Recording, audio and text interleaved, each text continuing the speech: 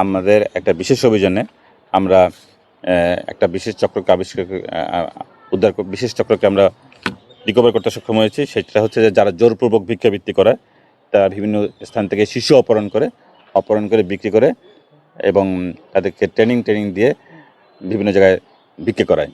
তা আমাদের কাছে এরকম একটা মামলা হওয়ার পরে আমরা ফতে আক্তার নামে একজনকে গ্রেপ্তার করি।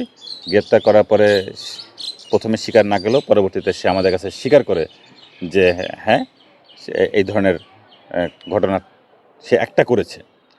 তো কার কাছে করেছে সেটা জানতে পারলাম, আমরা আরও গভীরভাবে তদন্ত করে জানতে পারলাম যে শাহনাজ বেগম নামে একজন মহিলা এই ঘটনার সাথে জড়িত। পরে আমরা বিভিন্ন জায়গায় অপারেশন করি, শাহনাজ বেগমকে পাওয়া যায়নি। আমরা গোপন সংবাদের ভিত্তিতে জানতে সমর্থ হই যে শাহনাজ বেগম কুষ্টিয়া শহরেরই কোথাও আছে।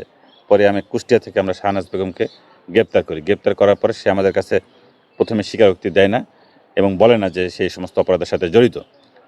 পরবর্তীতে তাকে তথ্য প্রমাণ দেখালে তখন সে আমাদের সামনে স্বীকার করতে বাধ্য হয় যে সে অপহরণ করেছে একটা শিশুকে এবং শিশুকে বিক্রি করেছে। তো সেই শিশুর কোথায় আছে সেগুলো খোঁজ করতে আমরা বিভিন্ন থানার মাধ্যমে জানতে পারি যে কমলাপুর রেল স্টেশন থেকে একবার তিনটা বাচ্চাকে উদ্ধার করা হয়েছে। সেই বাচ্চাকে লিডো নামে একটা শিশু পুনর্বাসন সংস্থাকে দেওয়া হয়েছে। পরে সেখান থেকে আমরা যখন ছবি চাই, তাদের সাথে যোগাযোগ করি, তারা আমাদেরকে ছবি প্রদান করে।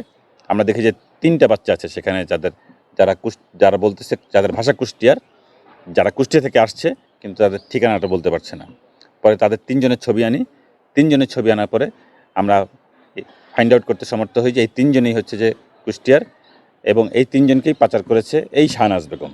পরে শাহনাজ বেগম আমাদের কাছে স্বীকার করে যে এই 3জনের পাচারের সাথেই সে জড়িত এবং প্রত্যেকটা শিশুকে মাথা পিছু 20,000 টাকার বিনিময়ে আরেকজনকে বিক্রি করেছে। ওই ব্যক্তির নাম আমরা তদন্তের সাথে বলছি না।